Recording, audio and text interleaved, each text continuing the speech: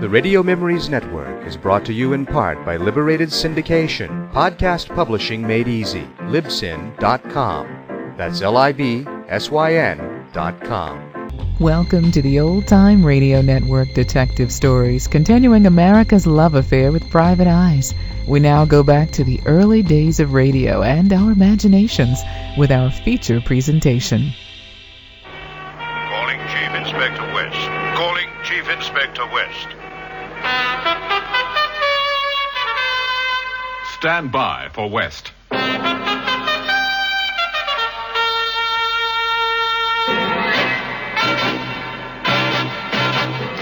crime file, based on John Creasy's novel, Battle for Inspector West. Dramatized for radio by Maurice Travers. Battle for Inspector West, starring Patrick Allen as Chief Inspector Roger West of Scotland Yard and Sarah Lawson as his wife Janet. Part 1. Honeymoon spells nightmare.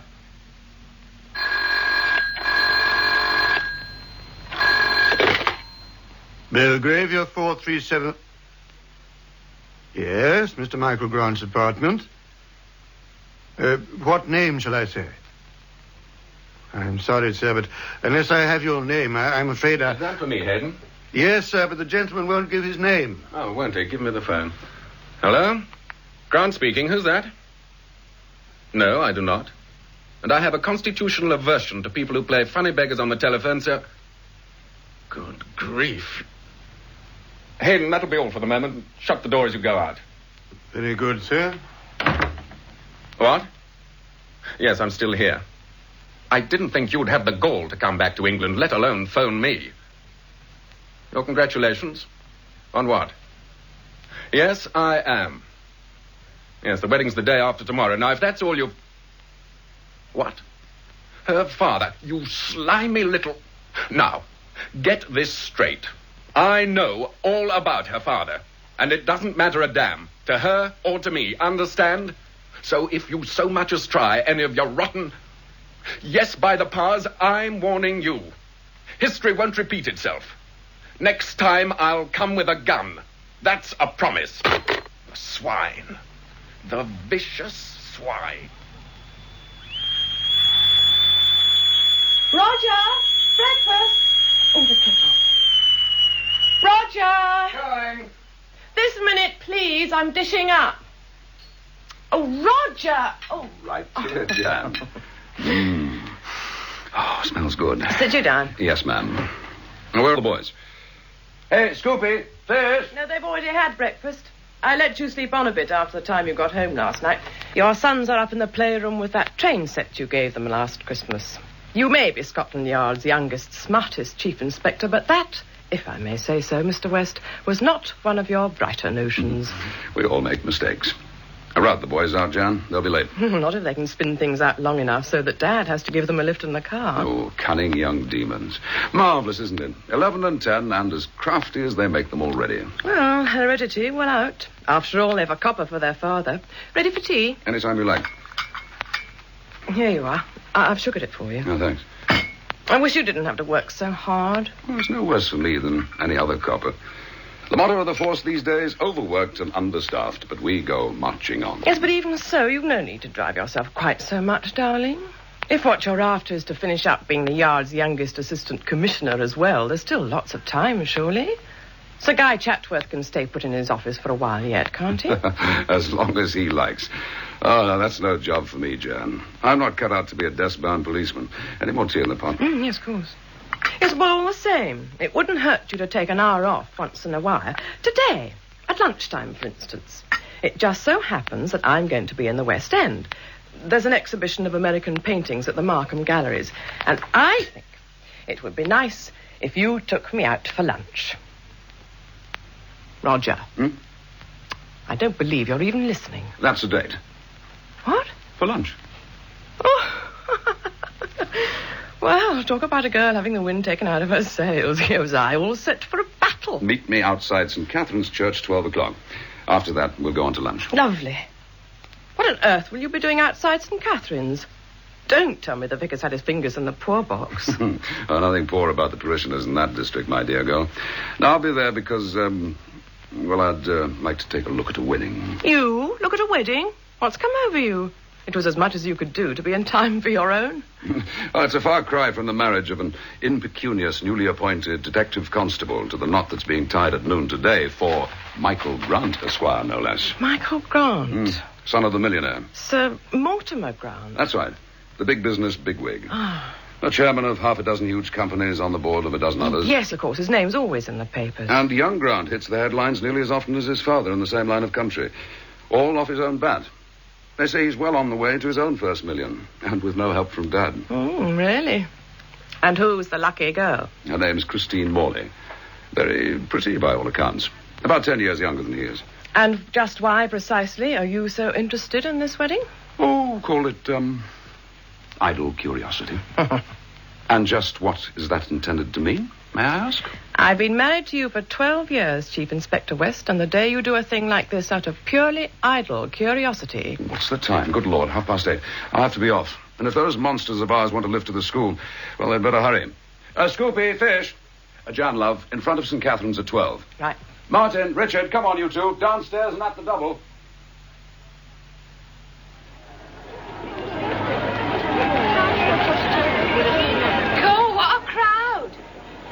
Here, mind you pushing if you please. Oh, sorry, I'm looking for someone. Oh, listen, they're coming. Jan, over here, Jan. Excuse me. Do you mind if I get through? Oh, Roger, I'm sorry. I'm not too late, am I? No, all's well. Oh, there they are. Oh, look, there they are. Oh, Roger. She's a lot more than pretty. She's beautiful, a perfectly lovely bride. And no wonder she looks radiant. He's a very handsome man. Roger, you're not looking. What on earth are you staring at? By the door of the church, Jan. Just behind all the photographers. The chap in the shabby grey suit. With the hat down over his eyes? I wondered if he'd show up here. Why? Who is he? Arthur Morley, father of the bride. Her father? Oh, look. There they go into the car. And he's gone, too. Disappeared in the crowd. But, Roger, Look, what on earth? I'll tell you over lunch. Come on.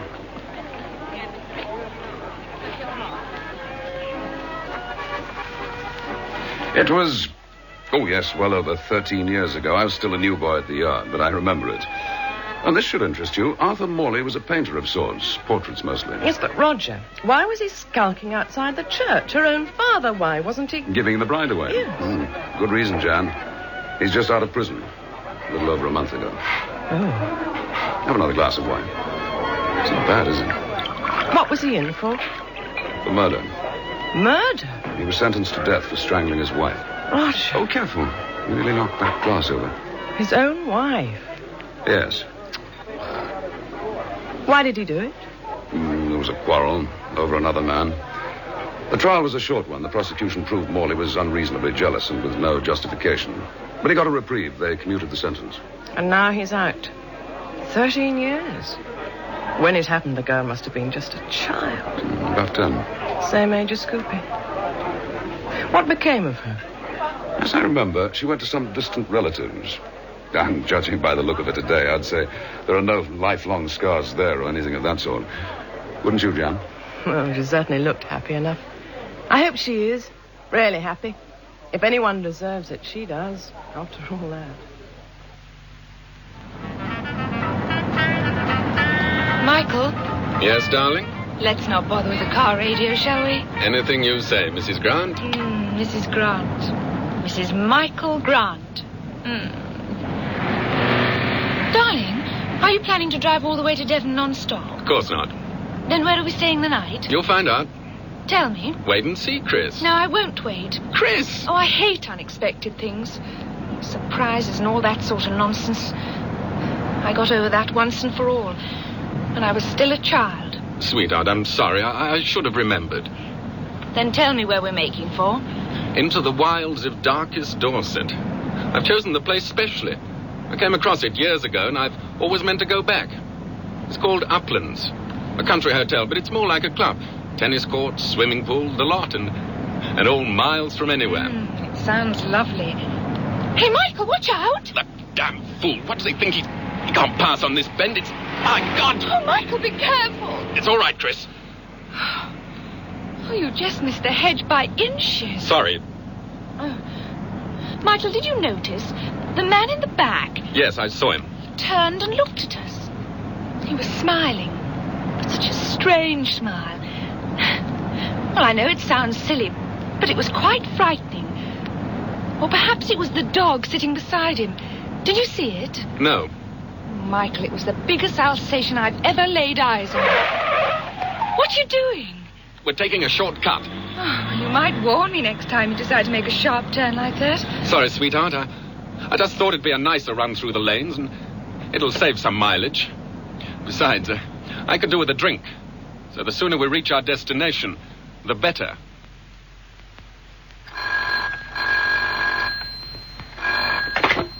Chief Inspector West. Well, it's been quite some time, Pearlie. Huh? Oh, come off it, old lad. I couldn't mistake that whiskified old voice of yours if I was half deaf. There's something I can do for you. Oh, the other way around, eh? Right, I'm listening. Pearlie, is that straight up, 22 carat? Yes, of course I believe you. So he's back in England, is he? You're right, Pearlie, I am interested in anything and everything about that gentleman. What's that? Young Grant? I shouldn't think so. After what happened before, I don't see Mr. Grant coming to us for protection or anything else.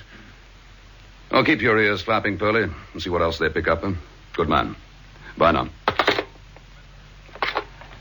West here. I'd like to see the Assistant Commissioner as soon as possible. When will he be free? All right. Yes, I'll be in my office for the rest of the day. Well, Mrs. Michael Grant, this is it. The bridal chamber. Every modern comfort as Madam can see.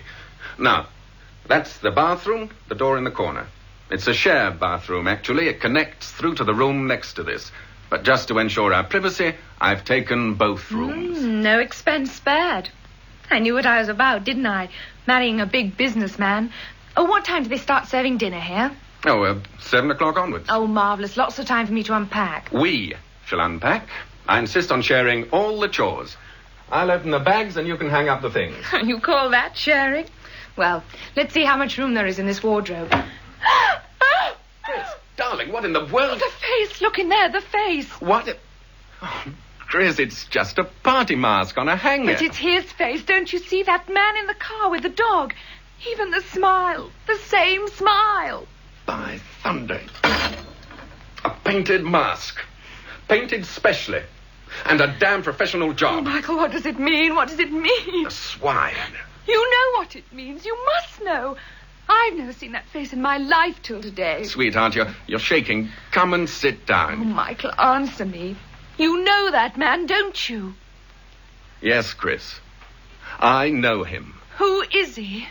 His name is Corrosion. Yes, sir. Corrosion. Back in England? Sure, Roger. According to Pearlie Willis, when it comes to that sort of information, I've yet to have Pearlie let me down. Shut that damn window, will you? Yes, sir. There are times behind this desk, Roger, when I feel like tossing the job of assistant commissioner straight back into the Home Secretary's lap. This is one of them. I want him, sir. I want to get Corrosion. Sit down and relax, Roger. I'm not in a relaxing mood, sir. For years, he's had his hands in every kind of vice and crime. Nothing has been too low or too dirty for him to get mixed up in. We've always known it, and we've never been able to do a thing about it. Not for want of trying, you know. No, of course we've tried. And what good's it been? We've set traps enough time and again, and he's slipped through them all, every one of them. What's brought him back to England? The Grant business, you think? Could be. But I doubt if that's the only reason. Well, why not? If it hadn't been for young Grant, Corrosion wouldn't have cleared out of the country at all. Admittedly. But look at the facts, sir. Corrosion was blackmailing Sir Mortimer Grant. We don't know why and probably never will now. The old boy wouldn't come to the police, but he told his son. So young Grant goes off on his own, breaks into Corrosion's Mayfair apartment, leaves the place looking as if a tornado had hit it, and gets away with whatever it was Corrosion had on his father. Yes, and some other incriminating stuff along with it, obviously. Hence Corrosion's hasty departure. He was scared young Grant might give us the evidence to send him up for a nice long stretch. But Grant didn't give it to us, did he? And now Corrosion comes back. And not just to get Grant. There has to be more to it than that, sir. Look, we know Corrosion's kept on operating here by remote control, as it were. Why bother to come back at all, unless there's more behind it? A lot more, if you ask me. Such as what, for instance?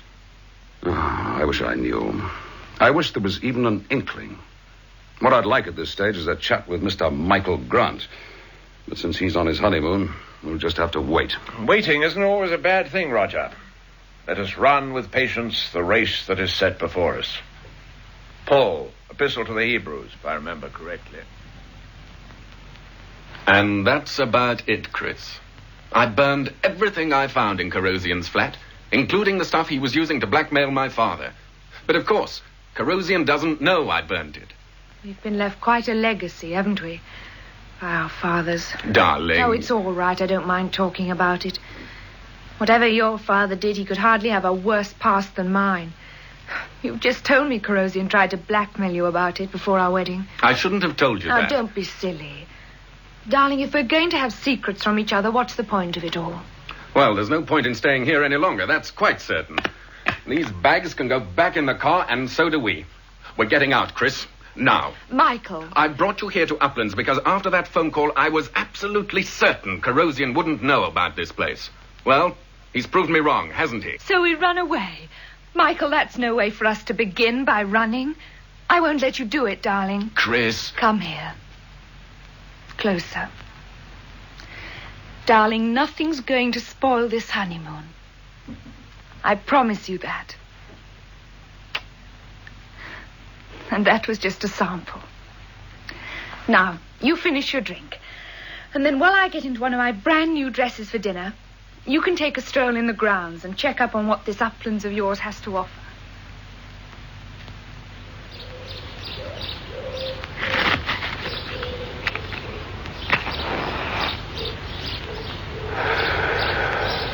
I beg your pardon. What the devil you... Oh, no, not the devil, my dear sir. Hardly in such tranquil surroundings. I must apologize if I startled you. I only meant to trouble you for a light, if that were possible. Oh, certainly. Thank you. A charming spot, Uplands, don't you agree? I certainly do, though I've only just arrived here. Really? But so have I, Mr... Michael Grant. My name is Prendergast. Yes, Mr. Grant. This place is a positive haven. Rural beauty and serenity, where one can escape completely from the strife and the turmoil of the outside world, leaving behind the vortex of violence. You know, I never really feel safe these days. Do you? Oh, yes, quite often. Then you're a very fortunate man, Mr. Grant. Personally, I find the present state of the world creates an atmosphere of never-ending anxiety and concern. Even danger. Personal danger. Aren't you exaggerating, Mr. Prendergast? Am I? Perhaps. Perhaps. It may have become something of an obsession with me. I see violence and danger everywhere one turns. It may, of course, have something to do with one's occupation. In my case, the placid nature of my work seems only to highlight the violence and insecurity all around one. And what is your work? Oh, I'm an artist, Mr. Grant. I paint. Do you now? Usually portraits. But I'm hoping to try my hand at some landscapes while I'm here. Well, I must be getting back. Thank you for a most delightful chat, Mr. Grant. A most agreeable encounter. I'll say au revoir. Goodbye, Mr. Prendergast. So you paint, do you? And usually portraits.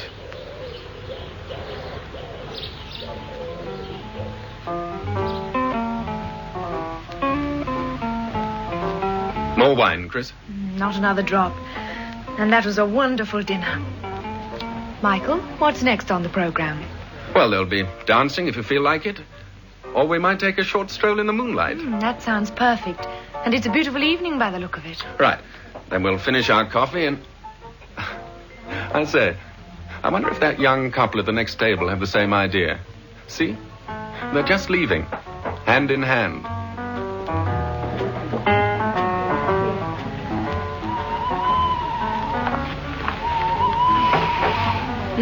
I was right.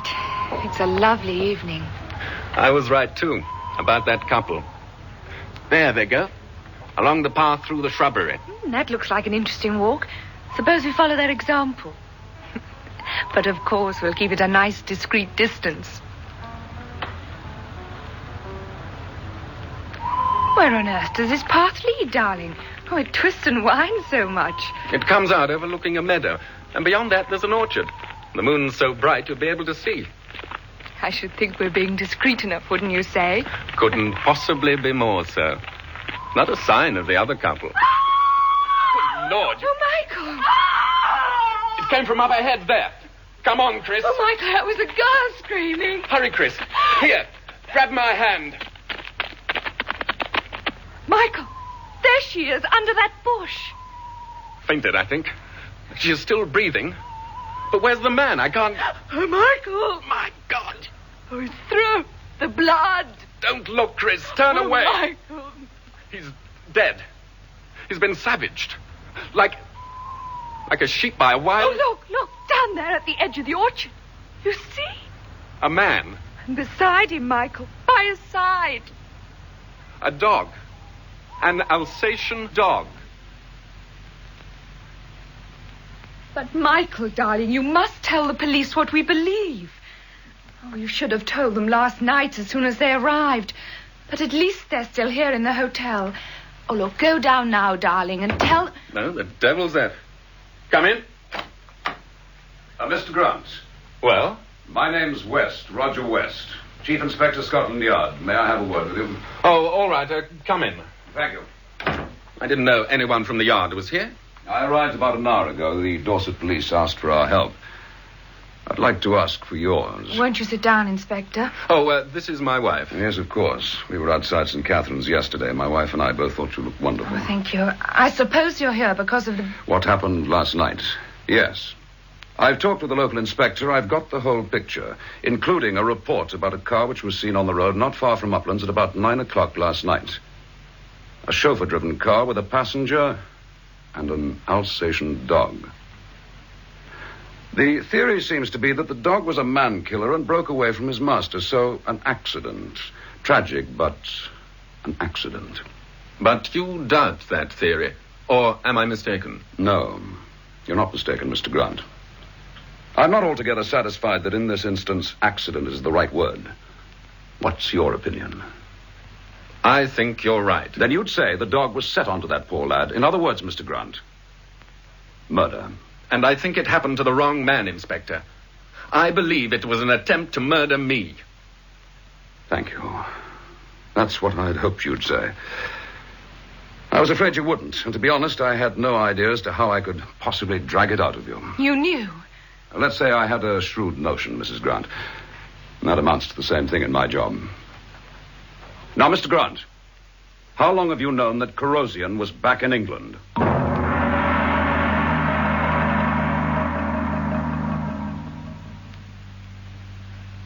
So, there you are. That's it, the whole story, Chief Inspector. Now you know as much as Chris and I do. I've told you everything. Mr. Grant, you've been frank with me. I'll pay you the compliment of returning that frankness. We can't touch Corrosion for what he's done in the past, and we've no idea what he's really up to at the moment. But he's not back in this country purely for revenge. He's not such a fool. However, because he's obviously out for revenge as well, it could be our chance to nail him with your help. What exactly are you driving at? We couldn't find a more perfect place to lay a trap than this hotel. It's isolated, miles from anywhere. We can check on anyone coming and going without any trouble at all. And there's a definite draw here for Corrosion. Isn't there, Mr. Grant? You want me to... West, for God's sake, we're on our honeymoon. I haven't forgotten that. But we'll never get a better chance. I want to get him, Grant. I want him badly. If you're willing to help. Michael. Chris, you're not to worry. It's out of the question. We're getting in the car and we'll head for Devon. Or straight to the Riviera, if you like. No, darling. Don't you remember what I told you last night about running away? Of course we must stay, mustn't we, Inspector? There's no question of compulsion, Mrs. Grant. It can only be your decision. We'll stay. Thank you.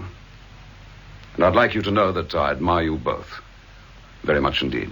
I want a damn sight more from you than admiration, West. I want Chris protected every minute of the day. Understand that? Every single minute. You'll both be protected, Mr. Grant. Leave that to me. I'll make all the arrangements that are necessary.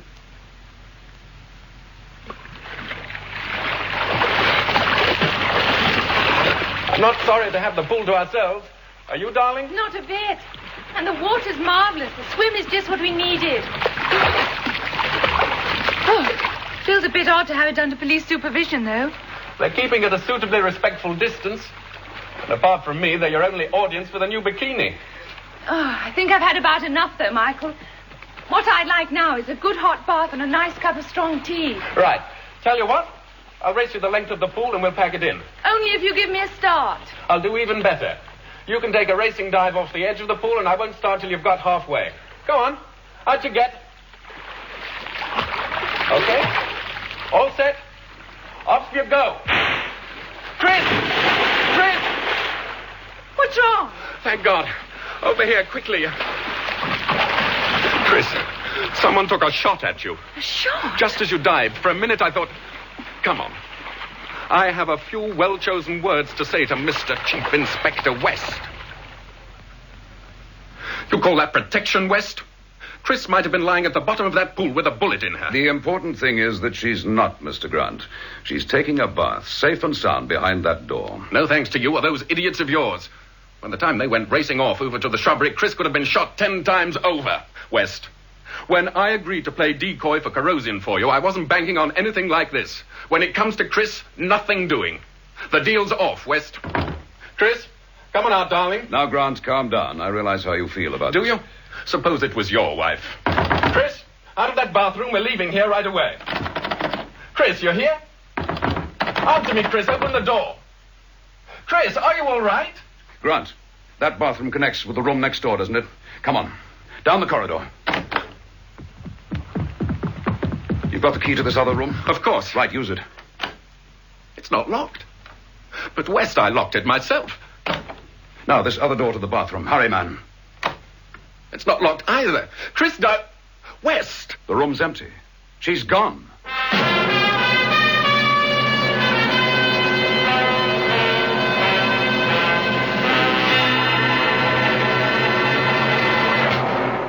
You've been listening to Patrick Allen and Sarah Lawson in the first part of Battle for Inspector West by John Creasy.